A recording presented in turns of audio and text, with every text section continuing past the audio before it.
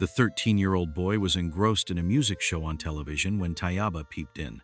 She looked at her son somewhat uncertainly and entered the room, irritated. "What's going on?" "I'm watching television," he replied without looking at her. "Watching television? For God's sake! Are you aware that your exams have started?" Tayaba asked, standing in front of him. "So what?" he said, annoyed. "So what? You should be in your room with your books, not sitting here watching this vulgar show." Tayaba scolded him. "I have studied as much as I need to. Now please, move out of my way." His tone reflected his irritation. "All the same, go in and study." Tayaba stood her ground. "Number, I will not get up, nor will I go in and study. My studies and my papers are my concern, not yours. If you were concerned about your studies, would you be sitting here? Step aside." He ignored Tayaba's comment and rudely shooed her away. "I'm going to talk to your father today." Tayaba tried a threat. "You can talk to him for all I care." "What will happen? What is he going to do?" "I've told you that I've already prepared for my exams. So then what's your problem? This is your final examination. You should be concerned about it." Tayaba softened her tone. "I am not a 4-year-old who you need to nag. I have a better understanding of my responsibilities than you, so don't pester me with your silly advice. Your exams are on. Pay attention to your studies. You should be in your room. I will have a word with your father." "What rubbish!" Standing up, he flung the remote control at the wall and, stomping his feet, left the room. Tayaba, helpless and humiliated, watched him go. It was New Year's Eve, 30 minutes to go before the new year began. A group of 10 or so teenagers were roaring around the city streets on their motorbikes, doing all kinds of stunts. Some of them wore shiny headbands to celebrate the coming year. An hour ago, they were in one of the uptown supermarkets, teasing girls with whistles. They had firecrackers too, which they let off to celebrate.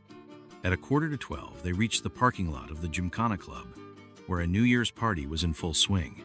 The boys also had invitations to the party, and their parents were already there. When they got in, it was 5 to midnight. In a few moments, the lights in the hall and the dance floor would be switched off, and then with a display of fireworks on the lawns, the new year would be heralded in.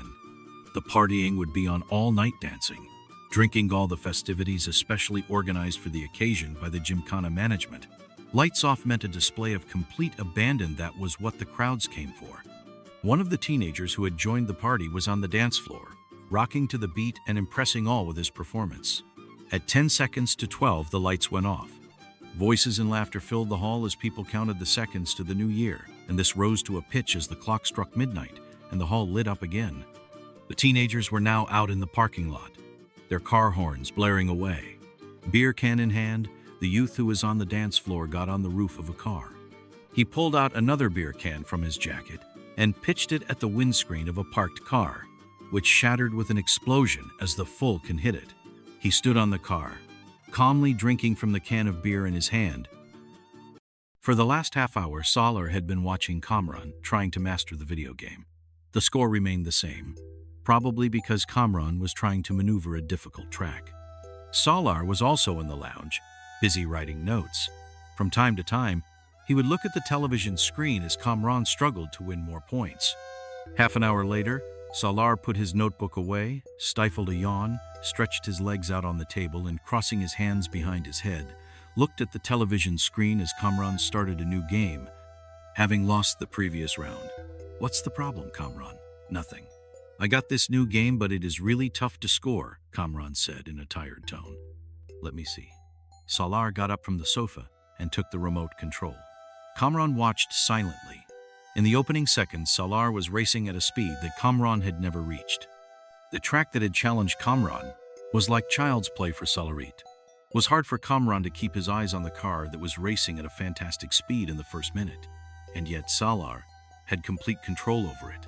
3 minutes later, Kamran saw the car swerve, go off the track and explode into smithereens. Kamran turned to Salar with a smile. He realized why the car had been destroyed. Laying the remote control down on the table, Salar picked up his notebook. "It's a very boring game," he remarked as he jumped over Kamran's legs and went out. Kamran clenched his teeth as he saw the 7-digit score on the screen. He looked at the door as Salar left. They were both quiet once again. Asjad was beginning to worry. Umera had not always been as withdrawn as she was now. One could have counted the words she had spoken in the last half hour. He had known her since childhood. She was a lively girl. In the first year after their engagement, Asjad had felt happy in her company. She was so quick-witted and vivacious. But in the last few years, she had changed, the transformation having become more pronounced since she started medical school. He felt that she had something on her mind. At times, she would appear to be worried, and sometimes she was distinctly cold and distant, as though she wanted to end their meeting and leave as soon as possible. This time, too, he had the same feeling. "I often think that it is I who insists on our meeting. Perhaps it makes little difference to you whether we meet or not," he said despondently. She was sitting on a garden chair across from him, looking at the creepers on the boundary wall. At Asjad's remark, she fixed her gaze on him. He cast an inquiring glance, but she was silent, so he rephrased his words. "My coming here makes no difference to you. Umera, am I right? What can I say?" "At least you can say no, you're mistaken, that no, you're mistaken," Umera cut him short. Her tone was as cold and her expression as indifferent as before. Asjad sighed in despair. "Yes, I wish and pray that it may be so, that I may indeed be mistaken. However, talking to you I feel you do not care. What makes you think so?" Asjad detected a note of annoyance in her tone. "Many things. For one, you never respond properly to anything I say. I do make every effort to reply properly to whatever you say. What can I do if you do not like what I have to say?" He felt that she was more annoyed. "I did not mean that I did not like what you say. It's that you only say yes or no in response. Sometimes I feel as if I'm talking to myself. When you ask me if I am well, I say yes or no. What else can I say? If you want to hear a spiel in response to a simple question, then tell me what you would like to hear and I'll say it." She was serious. "You could add something to that yes or no. If nothing else, ask me how I am. Ask you how you are. You are sitting here across me talking to me. Obviously you are quite well. Otherwise you'd be at home, in bed, sick. Umera, these are formalities. And you know very well that I do not believe in formalities. There's no need for you to ask me how I am. I will not mind it at all." Asjad was speechless. "Fine. Formalities aside, one can talk of other things. Discuss something. Talk to each other about what interests us, what keeps us busy. Asjad, what can I discuss with you? You're a businessman. I am a medical student. What should I ask you? About the stock market position? Was the trend bullish or bearish? By how many points did the index rise? Or where you are sending the next consignment? How much rebate did the government give you this time?" She went on coldly. "Or shall I discuss anatomy with you? What affects the function of the liver? What new techniques have been used for bypass surgery this year? What should be the voltage of electric shocks given to restore a failing heart? These are our spheres of work, so what points of discussion can we have about these that will help us to achieve love and familiarity? I fail to understand." The color of Asjad's face deepened. He was cursing the moment that he had complained to Umera. "There are other interests too in a person's life," he said weakly.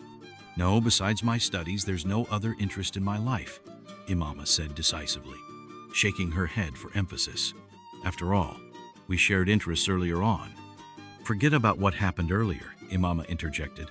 "I cannot afford to waste time now. What surprises me is that despite being a businessman, you are so immature and emotional. You should be more practical." Asjad was silent. "We know our relationship. If you think my practical approach to our relationship shows a lack of interest or indifference, then I cannot do much about it. That I am here with you means that I value this relationship. Otherwise, I would not be sitting here having tea with a stranger." She paused a moment, then continued. "And whether you coming here or not makes any difference to me. The answer is that we are both very busy people. We are the products of a modern age. I am no here who waits upon you with delicacies while you play the flute, nor are you Ranja, who will indulge me for hours. The truth is that it really makes no difference whether or not we meet or talk. Our relationship as it is today will continue, or do you feel it will change?" If Asjad's brow did not sweat, it was simply because it was the month of December. There was a difference of 8 years in their ages, but for the first time Asjad felt it was not 8 but 18, and she was the older one. Just 2 weeks ago, she had turned 19. But to him it seemed as if she had raced overnight from teenage to middle age, and he had regressed to his preteens. She sat across him, legs crossed and eyes fixed on his face, impassively waiting for his response. Asjad looked at the engagement ring on her finger and cleared his throat. "You're right. I just thought we should chat more because it would help develop some understanding between us. Asjad, I know and understand you very well. I am disappointed to learn that you think we still need to develop an understanding between us. I thought there already was a good deal of understanding." Asjad had to accept that it wasn't his day. "And if you think that talking about business and anatomy will improve the situation, then very well we'll do that in the future." There was an element of disinterest in Imama's tone. "You're not happy with what I said? Why should I be unhappy?" This embarrassed him further. "Perhaps I said the wrong thing."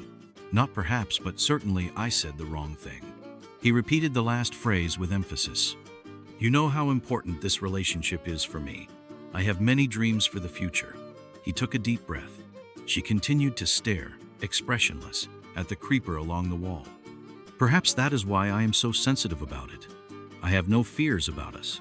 This engagement took place with our consent." His gaze was fixed on her, and he spoke with emotion.